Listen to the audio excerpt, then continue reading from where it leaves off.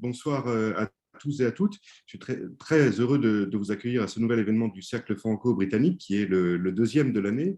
Nous avons, il y a peu de temps, reçu deux journalistes des Échos qui nous ont parlé de la COP 26 qui s'est tenue à Glasgow.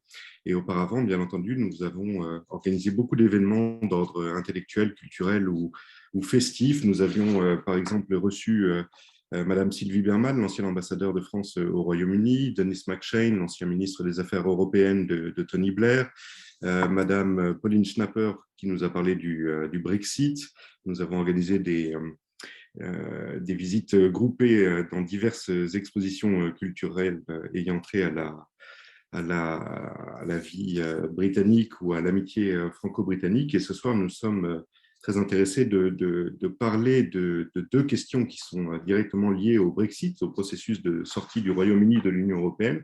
La première question, c'est celle de l'influence britannique dans l'Union européenne après le départ du Royaume-Uni. Et la deuxième question, c'est celle de l'évolution des alliances politiques au sein de l'Union européenne, elle aussi consécutive au départ de Londres de l'organisation européenne. Et pour évoquer ces deux questions, nous avons le grand plaisir d'accueillir Paul Adamson, qui est le président du Forum Europe et du Forum Global, et aussi le fondateur de Encompass, qui est un magazine en ligne et un espace de discussion qui couvre les affaires européennes et qui est particulièrement intéressant et très connu, notamment pour ses podcasts extrêmement riches et variés que l'on a le plaisir d'écouter à peu près toutes les semaines, si je ne fais pas d'erreur.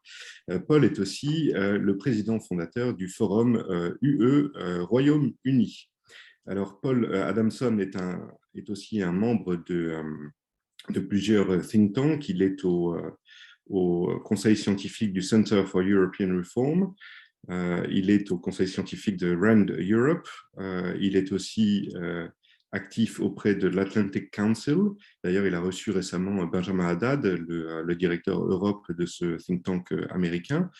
Et il est aussi professeur invité au Policy Institute du King's College de Londres.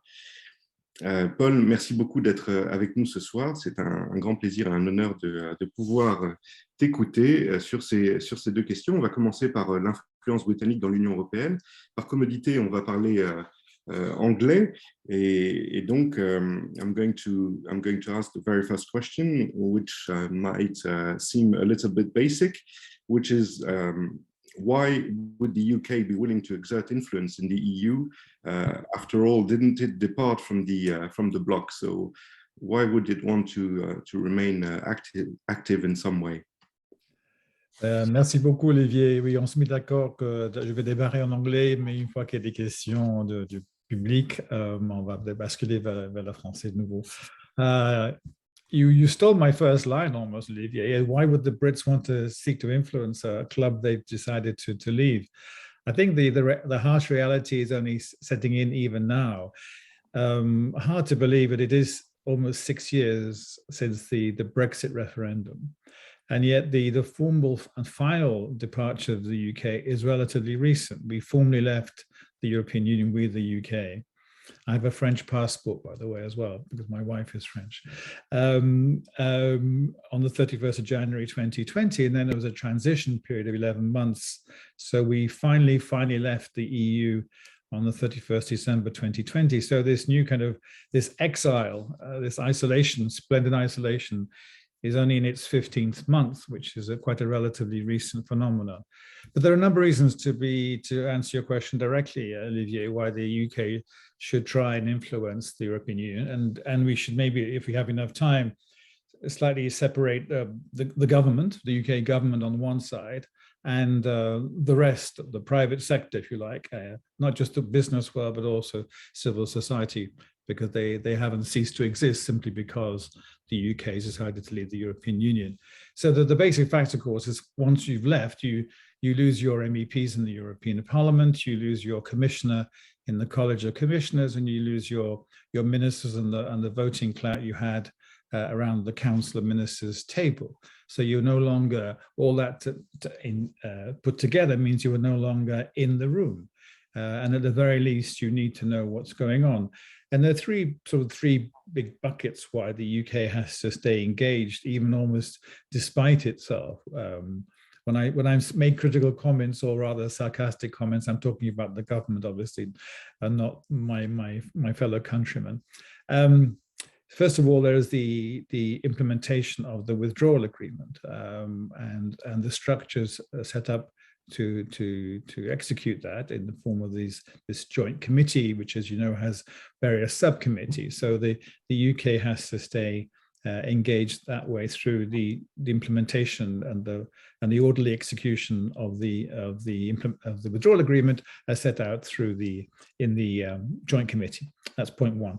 Point two is the trade and cooperation agreement, the TCA, as we say in English, which also has even more subcommittees set under its aegis, including a couple of important groups, the Parliamentary Partnership Assembly and the Civil Society Forum, which are now slowly starting to crank into action.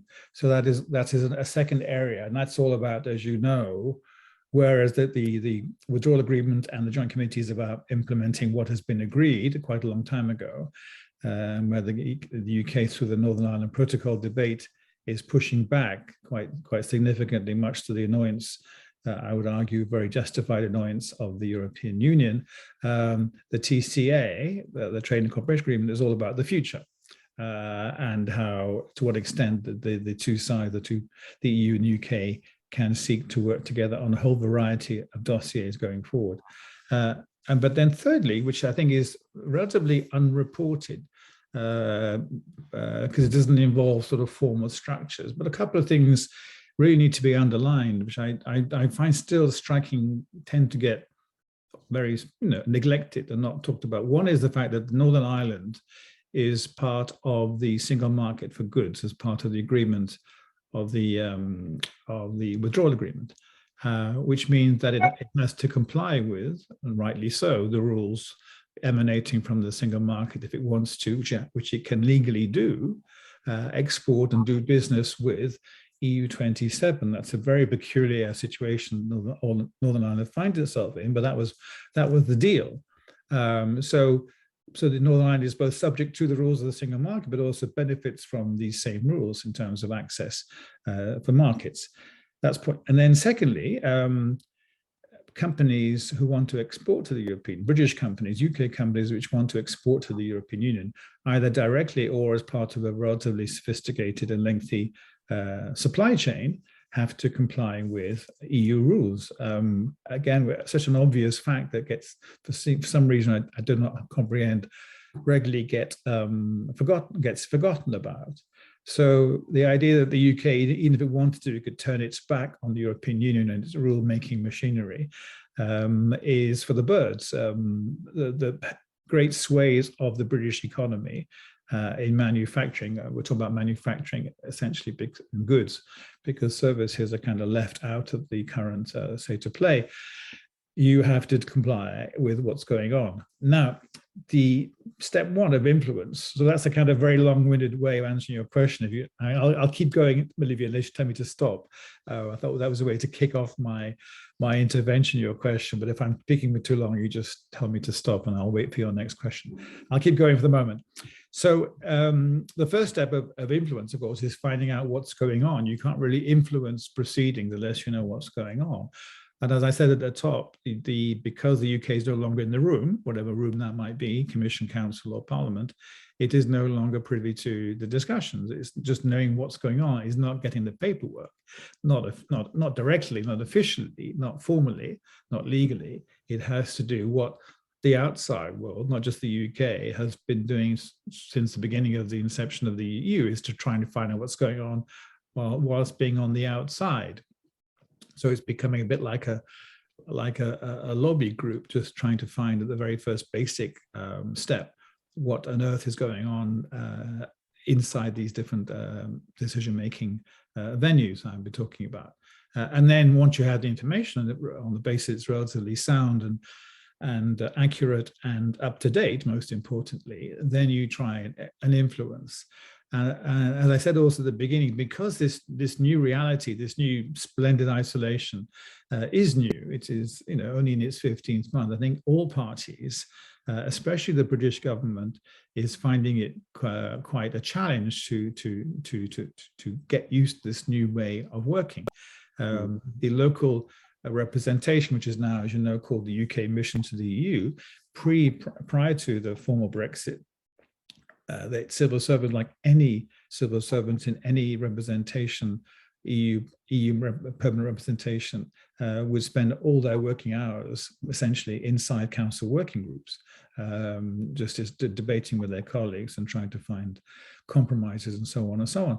That is no longer the case. So they're now trying to recalibrate these British civil servants based in Brussels in particular, but also some of their colleagues, of course, back in London, to trying to find out what's going on and trying to find ways to influence other people since they are not in the room. It's such a fundamental point, but needs to be reinforced. It is a major challenge for civil servants who are not used to that. Paradoxically, for the same reason, it is less of a challenge for the private sector, especially the British business community, because they've always been outside the room. They obviously, so like any private sector operator in any member state, they are not inside the room, rightly so. They can attend meetings like of the parliamentary committees and stuff. They can be invited to consultations by the European Commission and so on and so on. But formally speaking, obviously they're not inside the room. So, but they are much more, by that same token, much more used to having reflexes and being more proactive in, at the very least, seeking out this basic information, this up-to-date information I was talking about earlier, but also obviously through representation and marshalling arguments and putting together papers, having some influence. And it's obviously, one tends to talk, when talking about lobbying, one tends to think automatically on almost exclusively of the business world, but don't forget, of course, civil society does as much lobbying, rightly so, as the corporate business world. Whether it's NGOs, charities, trade unions, and so on and so on. So everybody outside the government in the UK is honing its tools and refining its tools, which are already there, to be fair, unlike the British government, which do not have these tools. Now then, shall I go one more quick comment before I go back to you, Olivier? For everybody, of course, COVID has been a major a challenge also for any operator trying to find out what's going on. So we basically for 2 years, just as the UK was slowly getting used to our formal departure coincided with the arrival of COVID, almost exactly. So for these past 2 years, like anybody else, by the way, but especially challenging for the UK, trying to interact with people when they're not available. They're not just not at their workplace. It's been difficult, and what the government has been doing, the British government, which is what many third country missions do, and much less so EU member state permanent representations, is to lay on events, sometimes just informal meetings, a coffee in a local coffee shop around the Quartier Schumann or wherever. Quartier européenne, Schumann, or seminars, or even social events. That has been a challenge because COVID rules obviously prevented any kind of gatherings of any significant size, and so only now, as these rules, since Monday in Belgium, frankly, so it is very much a very recent phenomenon in the past 3 days, have been seriously relaxed, can the UK mission and its colleagues start, as the other private sector operators I talked about just now, can go back to the kind of slightly more traditional way of interacting with partners by being a bit more out there, a bit more public, a bit more sociable. I'll stop there for a minute, maybe, so you can ask me more questions. Okay, thank you, Paul. If one focuses on the government of the UK, do you think there is some kind of response at the EU level to welcome discussions with the UK? And if so, where do you think this happens the most? At the Council, at the European Parliament, or within the European Commission? That's a very good point. I mean, I think if you think about it, apart from the kind of Europe minister or the trade minister now in the UK dealing with the negotiations around the Northern Ireland Protocol, our Foreign Secretary Liz Truss and her Europe Minister James Cleverly, there's no reason, formal reason for ministers, British ministers, to travel to Brussels for any reason, because they haven't got a role to play. I mean, I would argue personally that they should invent reasons to come to show that they are still interested in what's happening in the European Union and be physically here. And one could easily create platforms for these ministers to do things. You see a bit of parliamentary delegations from the United Kingdom, and we'll talk maybe briefly later about this Parliamentary Partnership Assembly, whose membership on both sides has now been formally agreed.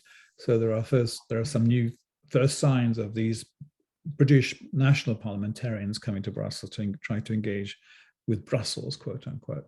Then there are, of course, the civil servants, especially the locally based here in Brussels civil servants. And I think it's a bit of a mixed picture, excuse me, but I do think that it's a very tricky area, because I think the Commission will never say why should it, in formal terms, that we refuse to have any systematic and unstructured dialogue with the UK, as you say, we've left, but also the Northern Ireland Protocol is casting such a long shadow over everything that there are pretty clear signs that the EU, and we're not sure whether it's member states telling the European Commission or the European Commission using its own initiative, of not bending over backwards, as we say in English, to engage with the UK, because they think it's a way to leverage their position of strength until such time as the Northern Ireland Protocol impasse is settled, hopefully not too long in the future. But in the meantime, there's a lot of what we call collateral damage. As you know, the UK, or as you may not know, the audience, the UK is very keen to stay in the Horizon Europe program, the new iteration of Horizon 2020, Horizon Europe. And they made a formal request almost 18 months ago, 15, 16 months ago, and they're still waiting for the Commission to respond. The Commission has either said yes nor no. So, but there are clear signs that I think there are commissioners on the record, or even other people, saying until such time with the Northern Ireland Protocol, we have to come back. That unfortunately, tediously, is solved. That conundrum is solved. We are not going to, frankly, want to engage more than we have to with the UK on other dossiers, and that is a major problem for all of us. Mm-hmm. And according to you, are there instructions within the National Civil Services here in Brussels not to speak to the British diplomats or civil servants? To be honest, I don't frankly know. I think an awful lot, it sounds very kind of old-fashioned and very pre-digital, but an awful lot is depending and will depend on personal relationships, whatever level. But that's maybe a rather obvious point, but even that is a challenge for the UK civil servants here, who are all as brilliant as their counterparts in the E27 representations, but many have not been in Brussels for a long time. Many don't, when they do come, they don't stay too long. So it's not just a question of institutional memory, it's a question of having your own network. And I think there are now concerted efforts by Whitehall, we call Whitehall the British civil service, to encourage young civil servants to come to Brussels and stay longer, not just 2 years, say, but 3 years or even 4 years, to give them time to set up their own networks and create their own relationships. I don't think, to be fair, there's a more specific way of answering your question, Olivier, that there's a kind of, a boycott by representations of the E27 not to engage with the UK. It's just a question. I think the UK has to be, as I said in my earlier remarks, just has to be more proactive and keep trying to get meetings, whoever they can get meetings with. I have had some other echoes myself, but interesting answer. And coming back to Brexit, so how do you think the relationship between the UK and the EU is likely to evolve? As you said earlier, there are obviously some missing points, some important missing elements in the TCA, and notably finance, but also services, other services, I mean. And so do you think, after the tension that has been going on since the negotiation sort of calms down, do you think there will be further discussions? And if so, at which frequency? Yeah.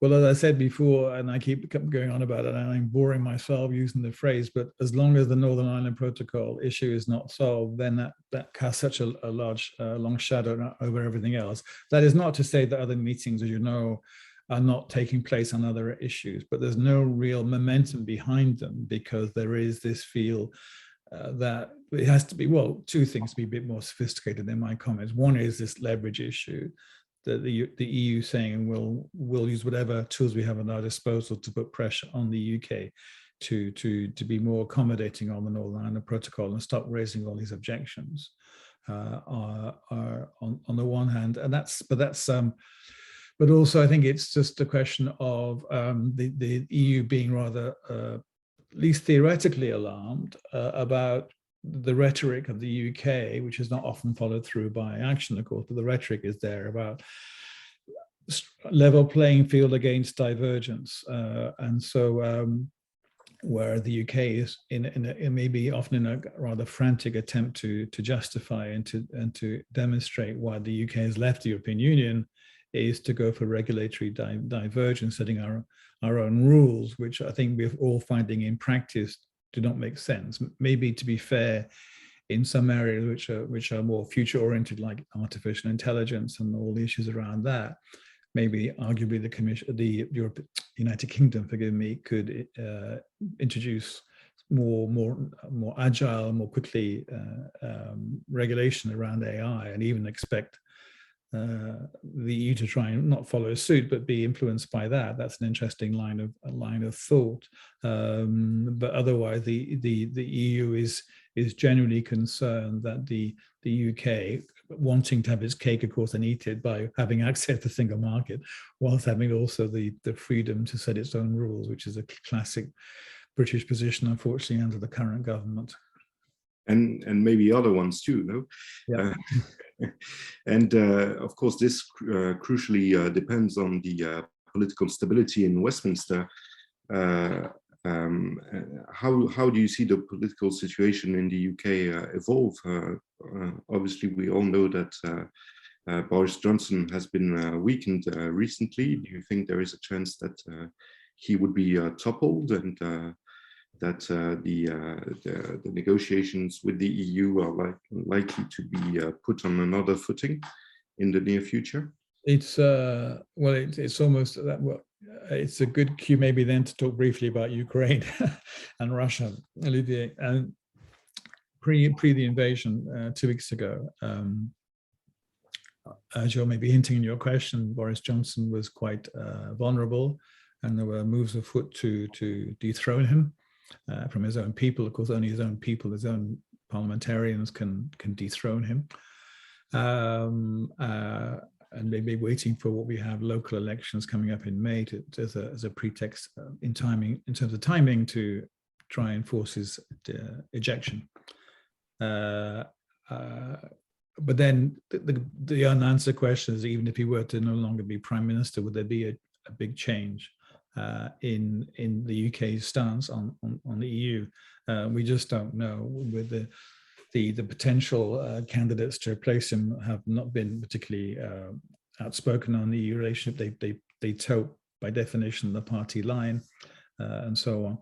What is interesting, maybe it's a double-edged sword, is because of this awful and dreadful invasion by Russia of Ukraine, the UK and the EU, to be fair, on both sides, quite voluntarily, nobody's being forced, are working extraordinarily closely, I'm told. I'm sure you have similar sources, Olivier, not just, well, on sanctions in particular, obviously, but other aspects of what the EU or the West, the West response to this invasion should be, which is creating extraordinary new discussions. I said earlier about how would British ministers have any reason to come to Brussels apart from the minister in charge of the Brexit negotiations? But we know a few days ago, we all know that my British foreign minister attended a Foreign Affairs Council invited to do alongside the Secretary of State Blinken, and there was some social media coverage about that. I mean, the Foreign Secretary couldn't resist giving the impression it was all about NATO and G7 and all the rest of it. But then in the end, because she was so teased, should we say, about that on social media, that she did put out a latter day tweet saying, "We are happy also to have been part of the Foreign Affairs Council. We don't mind which instance we talk to, in which we talk with our European friends as long as there are results." What I'm trying to say, without trying to be presumptuous almost, is that there's much more cooperation now on the back of the Russian invasion of Ukraine between the two sides than we could have expected, of course, before. But the temptation for people like me to say this is maybe the dawn of a whole new world, and no matter who's in Downing Street, no matter who is prime minister. But maybe I shouldn't jump the gun. I think, to be fair, on sanction, weeks and months before there was seen to be a serious threat by Putin to invade Ukraine, there was a lot of behind-the-scenes work going on sanctions, not just vis-a-vis Russia, but also other parts of the world. But it's almost like the UK doesn't want to talk about it, but it did not in the past want to talk about it for fear of giving the impression that they were working too closely with their former European members. But there's a lot of, I think there's, again, I'm guilty, I'm conscious of not trying to overstate this because it may come across as wishful thinking, but I think there's an awful lot of discussion going on behind the scenes on the back of the Russia crisis, which maybe is a portent of things to come in a positive way. Let's hope for that. Mm-hmm. I see. Well, before turning to the second theme, I'd like to harvest a few questions, and there's one from François Serod here, who says, what strikes me most is the remaining ghost influence de facto acquired by the UK within the institutions on the processes of recruitment, on the processes of management, or on the ideas. And François refers to an article by The Conversation. Obviously, this has been a long issue that the UK has a sort of ideological influence in the EU. Do you think this is likely to, well, do you think this is true, first of all, and do you think this is likely to remain true in the future? Well, I'm not quite sure what François means by, or you mean by, sort of ideological influence and this ghost influence. I mean, if we're talking about in the economic sphere about how Britain is, seen as, rightly or wrongly, as a free trading nation and open and not too keen on protectionism, that may be slightly exaggerated, just as exaggerated that France is seen as more protectionist. The UK, to be fair, I can be very critical, as you can tell, but it has a reputation historically, when it was still inside the European Union, of being keen to have good regulation, high quality regulation, in a way that some of the member states allegedly didn't want to the same degree. I don't know about the article that François is referring to. You're talking also about UK nationals in the institutions, or you're talking just about the kind of the policy agenda?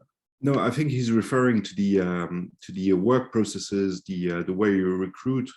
For example, there was this Kinnock reform of the examination to enter the EU institutions some 20 years ago, and maybe there are some norms and key ideas on how to behave, how to work, how to collaborate, which seem to be very British at the European Commission or elsewhere, actually. Well, whether François thinks it's a good or bad thing to be British, I mean, I would argue, frankly, and I know Neil Kinnock very well, it's his 80th birthday in about 10 days, by the way. I would argue that it was a terrible portfolio to be given in the first place, and he should never have accepted it. I don't know, frankly. I don't think so. 20 years ago, when Neil was a commissioner, that it was a major priority to give that kind of job to a senior commissioner from the UK. In my view, frankly, was awful. And he had a terrible time as commissioner trying to get these reforms through. And I'm not the best placed person to talk about this. Maybe you talk to some retired British national who was in the commission, but trying to force through reforms in the teeth of opposition from other member states. I think there was a general feeling, to be fair, that the commission in particular, the same thing you're talking about, the commission obviously is the institution for reforms, not the council or the parliament, that it was not functioning as best as it might, but then it was obviously trying to accommodate all these different cultures from the member states. And maybe at the end we came out with a messy compromise. But I think Neil had quite a tough time and not a particularly enjoyable time getting these reforms through. And I would argue that the UK would have been much better off going for another portfolio, quite senior, hopefully, like trade or competition or something, or single market, rather than waste their time on the reform of the Commission's working practices. I see. And what about the British civil servants, the European British civil servants who remained within the EU institutions? Do you have news from them? Do you know if they are happy? Do you know if they remain in touch with British colleagues in Whitehall? First of all, as you you must all know on this call, there aren't that many, and it may seem even that might seem as strange actually. That there aren't that many senior Brits anymore in institutions, rightly so. I think there are two or three or four, I can give you the names, they're so small in number. And it's unlikely those senior Brits and people underneath them from the UK, who I think thanks to Jean-Claude Juncker, if I'm not mistaken, were told they could stay, but their career path, their promotion path obviously has been seriously curtailed. Many, as you know, have taken Belgian nationality, whatever nationality based on their parents and that kind of stuff. And of course, they didn't choose to leave the European Union. That was their career. I suppose they're fortunate that they have not been thrown out of the European Commission and the other institutions. They're keeping their heads down. But it's not the career they were expecting when the UK was still a full member. Yes, of course. Okay, well, then I guess we're ready to shift to the second theme, which is about the shifting dynamics of the EU political coalitions post-Brexit. Obviously, in the recent months following the pandemic, and yet again in the context of the Ukrainian war, we are seeing some notable progress in EU integration. And so I would like to ask you, first of all, if you think this is a sign. I know it's a silly question. Is it a sign that the UK is not there anymore? In other words, was the UK hampering such progress before? It is a common narrative, isn't it? That the UK, when it was a member, it was no member state is perfect, and every member state pursues, rightly so, its national interest, despite whatever rhetoric heads of state and government come out with. But for some reason, the UK was much more seen as that, maybe because they were a bit more obvious about it and didn't try and hide it, that they were pursuing their own agenda. One shouldn't be shocked by that, because all member states do that. Just look around the member states now. It's not as if they're all agreeing over, automatically on different dossiers. Despite being very critical of my government, I do get slightly, offended is a bit too much, a way of expressing it, by this idea that the UK was blocking everything, and now that they've gone, all these wonderful dossiers can now, or policy areas can now, or unions, union can be now fully launched in a way that would never have been possible with the UK inside. I think the UK, but not uniquely, is guilty of being reluctant to support certain initiatives until they become maybe more reality. But then I think that's not unique, frankly, to the United Kingdom. I think we'll never know, but I'm not going to, I'm happy to be told I'm in a minority here, based on this call, that all these issues are talking about and can now, whether it's a defense union, a health union, and even an energy union, can only take place now, or thankfully can take place now, because the Brits have left. And okay, fine. I don't know enough to say. I will not defend my country needlessly and naively. If that is the kind of the common view, fine. But by the same token, since the UK is no longer inside, then it's incumbent on people saying that the UK would have been a bloc, and then to make these policy areas, what do we want to call them, unions, work, because you haven't got the UK to blame anymore. Yes, of course. I would agree with you.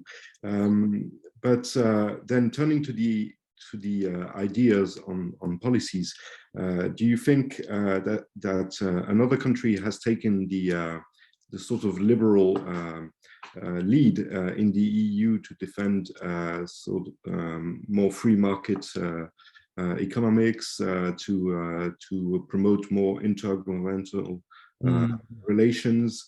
Do you think there is a push for freer trade that is being defended by someone else? There are obviously talks about the importance of the Dutch. Do you think this is a fair assessment?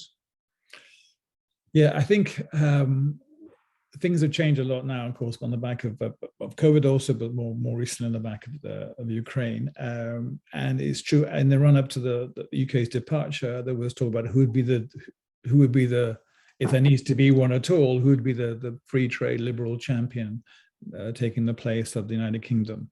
And obviously the Netherlands was one clear candidate for that, but not acting on its own and creating this kind of informal or maybe semi-formal Hanseatic League of, itself and Ireland and the Baltic states and Sweden and Finland, even Denmark. So there was that narrative, as you know, and it was true that for a long time the critics of France in particular, let's not be too coy, digital sovereignty and other kinds of strategic autonomy, all those kind of buzzwords. The critics were saying that was just the French way of being protectionist or making l'Europe à la française, as opposed to thinking on behalf of Europe as a whole. What's happened now, of course, A, on the back of COVID, but B, on the back of Ukraine, is now that it makes perfect sense to have this sovereignty, European-wide sovereignty, whether it's digital or defense or other kinds of sovereignty. And so it's now, I'm not saying everybody's now been converted to that cause, but I think it's an opportunity for the French, and maybe they've already seized it, especially now with their presidency of the European Union, to not repackage, but reposition the sovereignty debate in all its different manifestations as a way for the Europe, as a wake-up call, frankly, not just as a way not to allow France to be accused of pushing its own agenda, but wrapped up in European rhetoric, which Emmanuel Macron is very good at doing, but also because it actually is now urgent and self-evidently something which has to be done sooner rather than later. Mm-hmm. And do you think that if the UK was still in the EU, there would have been impediments to those progresses on the back of that happened after the COVID crisis and the Ukrainian crisis? For example, all of the industrial policy agenda, wouldn't the UK have blocked this? Yeah, again, as I said earlier, I'm happy to be the minority on these issues where the UK is the most of all the awkward member states. The UK, when it was still a member, was the most awkward. I'm not going to argue this evening on that. It's a counterfactual, isn't it? We just don't know. I mean, it's very easy to make the assertion that the UK would have. I'm not saying blocked, maybe there would not have been a unanimity requirement, but it would have been trying to kind of slow down progress or whatever. But I think generally now on the back of COVID and Ukraine, it's just shown that we're at this strange situation where we're all now, I guess, unless we didn't know before, we certainly know now, living in a very interdependent world. And the European continent, the EU in particular, and the UK is very dependent, more than maybe some parts of the world. And we have to have now a strategy to get away from that. To be fair to the French, they were other people who were kind of spouting the line was just empty rhetoric, because a lot of member states were maybe too small and frankly insignificant to add much to the debate. You needed someone like President Macron to give it a push. But then he was actually, you could argue that until the Ukraine invasion by Russia, Germany was one of the biggest breaks on some of the European ambitions of Emmanuel Macron. We tend to forget that sometimes. Okay, there's the Franco-German axis, and maybe it's now going to be reinvigorated if Mr. Macron is re-elected next month, and now on the back of the new mandate of Olaf Scholz. But in many ways, as we know, whether it was Angela Merkel, I think lived through 3 or 4 French presidents, and whether it was Sarkozy, Hollande, and even I think even Chirac, I'm not sure, but as well as Mr. Macron, that she was often a break on some of the ambitions of France. Yes, of course. On the Ukrainian crisis, you mentioned the cooperation between the UK and the EU and the EU countries. Do you think this is going to carry on with further sanctions or military shipments to Ukraine? How do you see this cooperation evolve? Yeah, I do see it. I mean, it was odd, I think, yes, because it's going to carry on to the extent that the crisis will carry on, and there's no imminent prospect, as we all know, of some resolution to the crisis, unfortunately not in the short term. I mean, what seemed like something innovative, but also an aberration, when Liz Truss, the British Foreign Secretary, was invited to the Foreign Affairs Council last week. That was obviously the first time it's ever happened for British foreign minister, ex-EU member state, attending a council like that. But it'd be very strange to think that was just a one-off. And so one can expect Liz Truss, to be the Foreign Secretary, to be invited on a regular basis. She may send her deputy, her Europe minister, whatever. But that'll be fascinating to see. And there may be defense ministers meeting, and invite the British Defense Secretary to Defense Council, whatever. So I think that there'll be more of that. I think that where the UK, for the moment, unfortunately, because of the current government in office, they get very easily riled, get very easily nervous, or even angry if they are almost accused by some people of being too cooperative with their European partners, which is a ridiculous situation to be in. But that's unfortunately the complexion and the line and the ideological stance of the British government at the moment. But as I said earlier, on sanctions, even pre-invasion, and certainly now, there'll be increasing cooperation. It may not be formalized. I mean, one could argue whether Liz Truss goes to Foreign Affairs Council, or just she and her officials have lots of conversations behind the scenes with their counterpart. It doesn't really matter. What matters is the successful outcome to the Ukrainian crisis. But if certain patterns of behavior and working together and collaboration are starting to be established, then why would one go backwards once that habit of cooperation is being reintroduced, since it's relatively recently, as I said earlier, since the UK actually left anyway. It's not like they're having to get used to a brand new situation. Mm-hmm. Mm-hmm. And how do you see the public opinion shift in the UK towards the European Union? And do you think there's a willingness for the British public opinion to be more linked to the European public opinions on European topics? Well, I mean, I think the UK has burnt so many. First of all, before I answer your question directly, the UK has burnt so many bridges and annoyed so many of its European friends by its behaviour, that I don't think even if the UK were to try and apply to rejoin tomorrow, there would be a huge positive response by a large number of member states, unfortunately. And I think it's a situation we deserve, given our behaviour in the past 6 years since the referendum, frankly.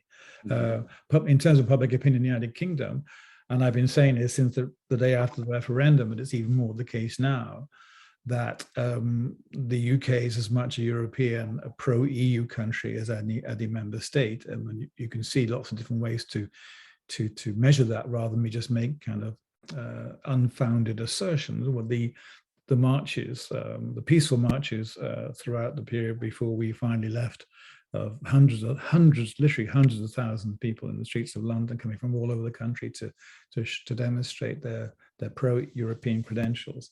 But more importantly, and most significantly, in my view, it's a generational issue. It is not a left, right, or north, south, whatever, north, south in terms of the United Kingdom issue. It is a generational issue. And even the people voting in June 2016 at the referendum, there was a majority in favor of the EU until the age of 44, 45. Only when people went beyond the age of 45 did you start seeing a pro-Brexit majority emerging. So as you can imagine, over 6 years, the demographics of Britain, like any country, have changed quite dramatically.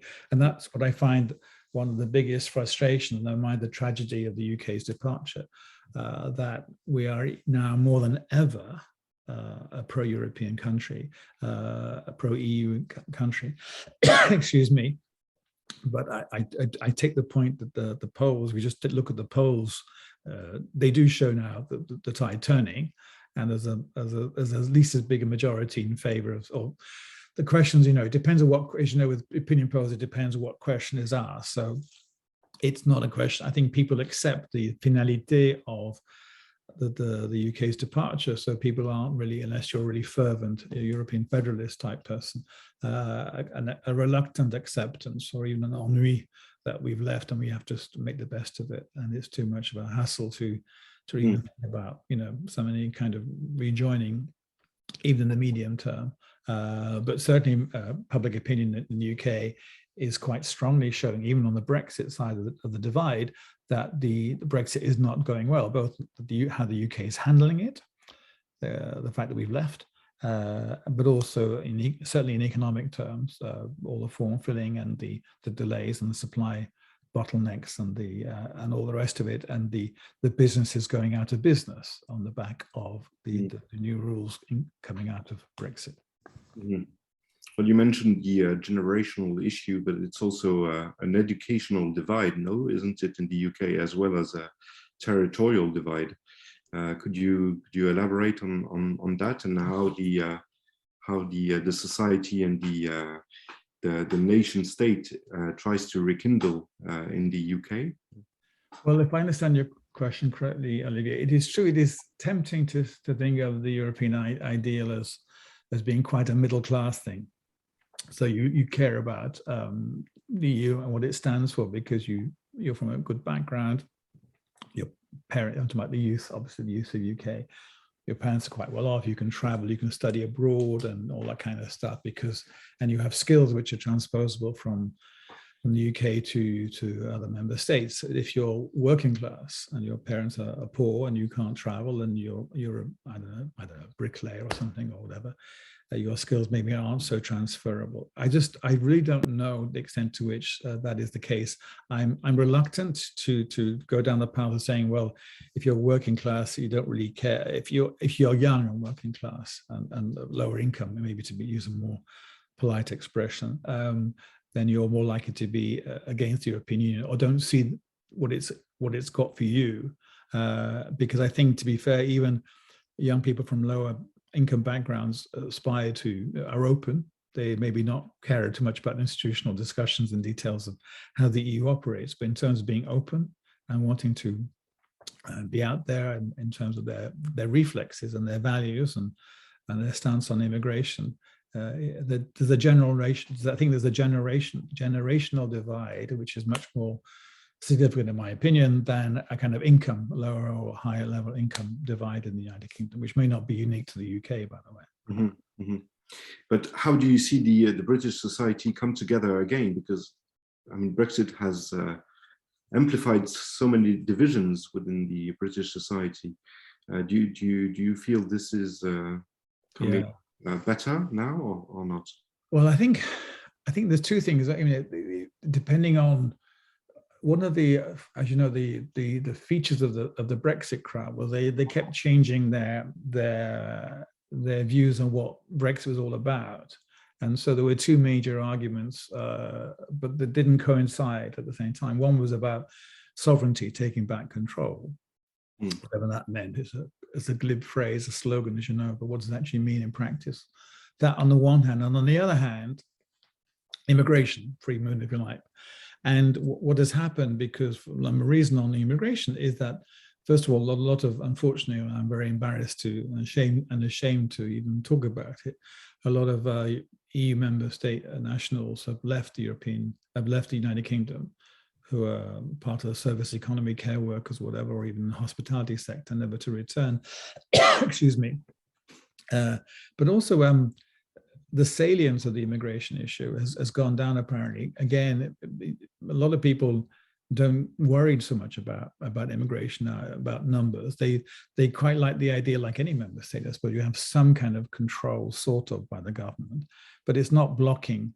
And so you just see that blocking immigrants coming to, free movement, frankly, but we tend to use the words of immigration, unfortunately. It's not a problem for them anymore. That's a big irony that immigration hasn't, as I said, has not got the salience that it had in the run-up to the election. Maybe because the campaigners were trying to foment that, to build up that as a major argument. And on sovereignty, we have so-called sovereignty. We can argue forever about what sovereignty means and pool sovereignty and all that kind of stuff. But people, those who have time and energy to even think about that, are saying, just people who aren't obsessed by the Brexit debate, saying, how are we using this sovereignty? The government is actually being quite disingenuous by not allowing the British Parliament to have control, or scrutiny rather, over a lot of the things that are coming out of the government, because the government is saying we don't need to, or we don't want to have parliamentary House of Commons, British Parliament scrutiny over what we're doing, including trade deals. I see. I just got a question from Pierre by email, surprisingly, who asks about the growing importance of southern countries, and notably Italy, in the EU. Also, Spain has become perhaps more assertive in the EU. Do you think there is a chance that those southern countries could unite around French ideas a little bit more, and sort of act as a counterweight towards the Nordic countries? It's a very good question, and I've always felt that I've always been what's the word, bemused how Italy, because it's an older member state, founding member state in particular, and Spain have not punched more, not even above their weight, but punched their weight historically. Now it's changed. Sanchez, it seems, has been prime minister for a while. He has okay, like a lot of countries these days, a lot of governments in a fragile situation, and the elections could be held at any time and all that kind of stuff, and there'd be a change. But nonetheless, he's acquiring a stature, certainly, that to be fair, maybe Spain has had in the past, but it's suited other member states, and I won't name who they are, to sort of ignore that kind of thing. Italy is more curious because, as I said earlier, we all know Italy was a founding member state in '57, but has, in my view, and I'm a big Italophile, in my view, has never been really taken seriously.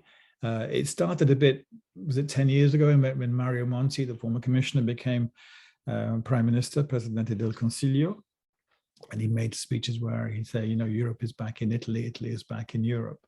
And now with Draghi, who seems to be able to walk on water, it's extraordinary. And if I were, I'd be saying to Italy and to Spain, obviously, by all means, assert yourself. I think there are signs that the French, to go back to your compatriots here, they are showing more. It's either you want to call it humility or savviness or strategic nous, showing more signs that wanting to be fair, dialogue more with other member states, and not just decide with Berlin what they want to have the rest of the EU to comply with. But it goes back to the broader point that maybe, because you talk about, it's not just maybe Spain and Italy, to answer this guy's question, having being listened to more. it's also as a counterweight to other blocs. And that's an interesting, we haven't got time now to touch upon it, but how it's a question of shifting alliances inside the European Union. That would happen with or without the UK being a member or not.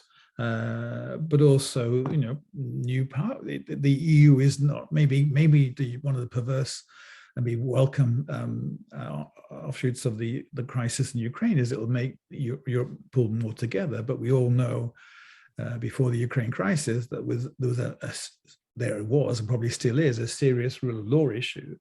And the EU has been agonizing how to handle the situation of Hungary and to a lesser extent Poland. And that hasn't really gone away. And that's an issue, I think, for the EU going forward, clearly. Yes, speaking of Eastern countries, do you think there's a chance that they would come back to a more collaborative mindset? And perhaps with the refugee crisis going on at the moment, do you think there's a chance for the EU to help those countries and to wait that they would be more helpful on other political dossiers in the EU? Yeah, it is extraordinary. I'm not an expert on migration, refugees, and all that kind of stuff, but we're not even caricatures, but maybe reality. Or if you're talking about a Syrian refugee or several hundreds, several thousand, then some of these Eastern European member states did not want to know.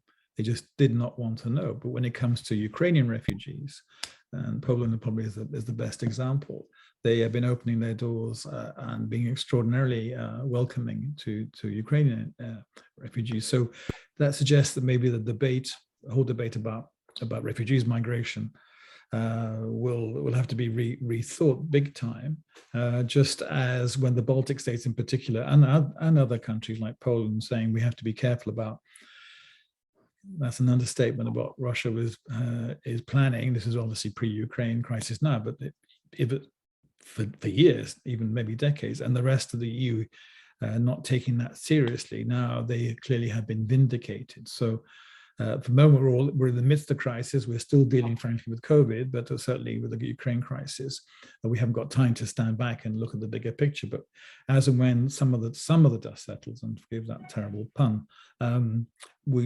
clearly things will never be the same again in all these different areas we've been talking about for the past hour. Mm-hmm. I see.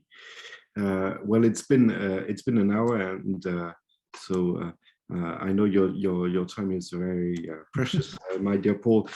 So perhaps we will leave it there because I do not see any other questions. Yeah. I'd like to thank you again very much for your time with us tonight. And of course, I'd like to remember to the audience that there will be some other events coming up. I mentioned in the introduction the possibility for us to go on a hiking trip in the Lake District.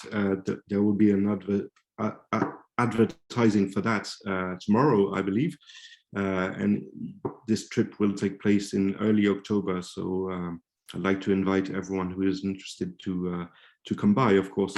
And if anyone has other ideas about events, conferences, do feel free to reach out to me on my email address, oliviermarty@hotmail.com. Thank you very much for coming tonight, and see you next time. Thank you, Olivier. Thank you very much.